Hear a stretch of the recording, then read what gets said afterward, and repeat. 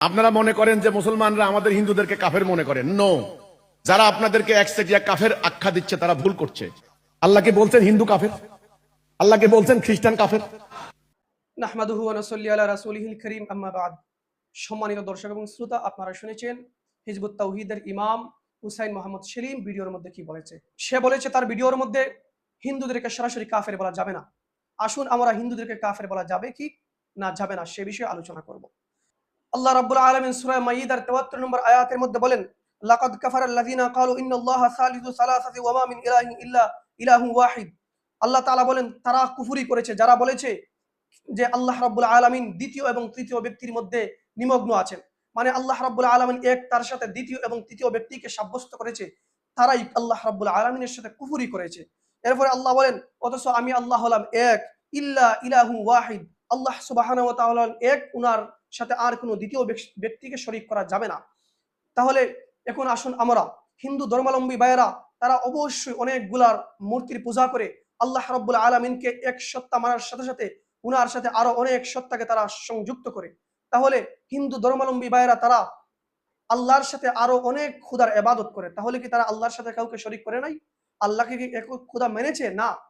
তাহলে আল্লাহ রাব্বুল আলামিন স্বয়ং কোরআনুল কারীমের মধ্যে বলেছেন, যেই ব্যক্তি আমি আল্লাহর সাথে দ্বিতীয় তৃতীয় ব্যক্তিকে যুক্ত করবে সেই কুফরি করেছে, সেই কুফরি মতবাদ।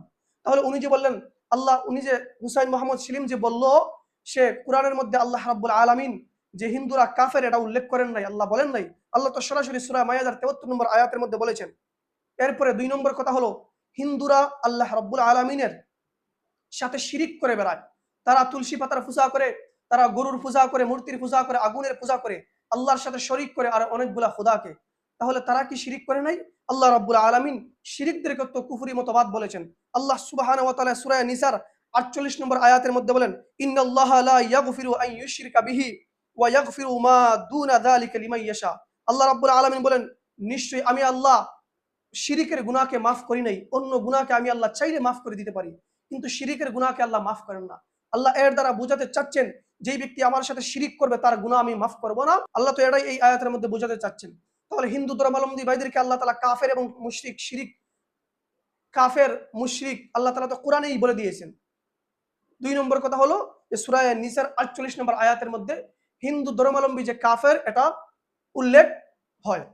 ৩ নম্বর কথা হলো আল্লাহ রাব্বুল আলামিন যে এক, এটার প্রমাণ সূরা ইখলাসের মধ্যে আল্লাহ বলেন, কুল হুয়াল্লাহু আহাদ, হে নবী আপনি মানুষকে বলে দিন আমি আল্লাহ হলাম একজন।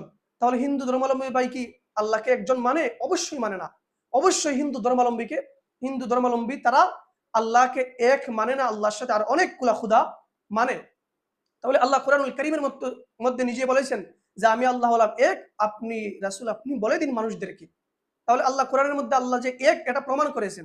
তাহলে হিন্দু ধর্মাবলম্বীরা আল্লাহকে এক মানে না, সাথে আরো অনেকগুলা মূর্তির পূজা, অনেক খুদার পূজা করে, অনেক ভগবানের পূজা করে।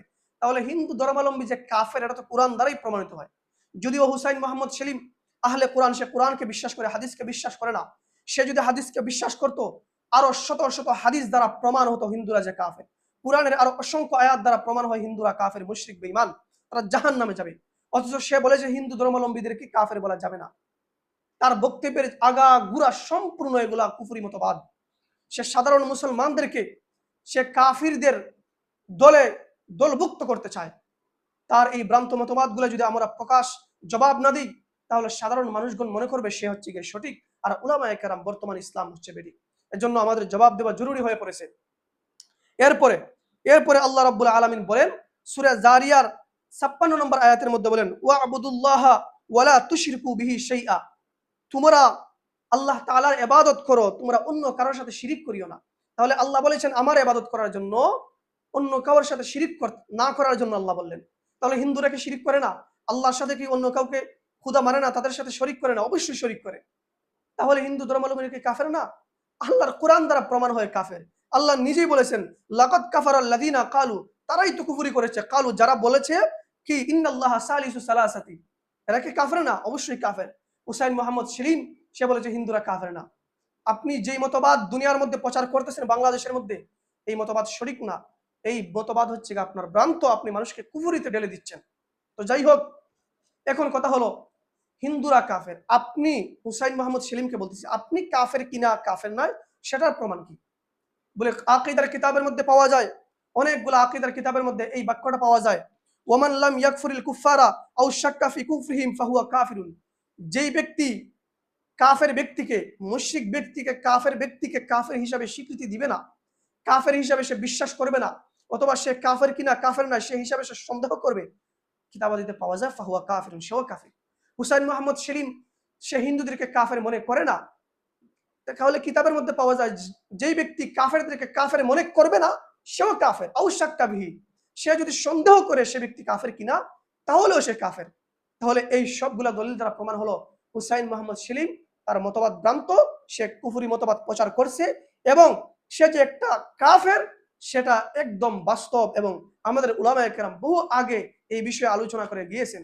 আল্লামা জুনাইদ বাবুনগরী রহমতুল্লাহ আলাইহির ভিডিওটা আপনারা দেখেন। হিজবুত তাওহীদ আগা গোড়া কাফের।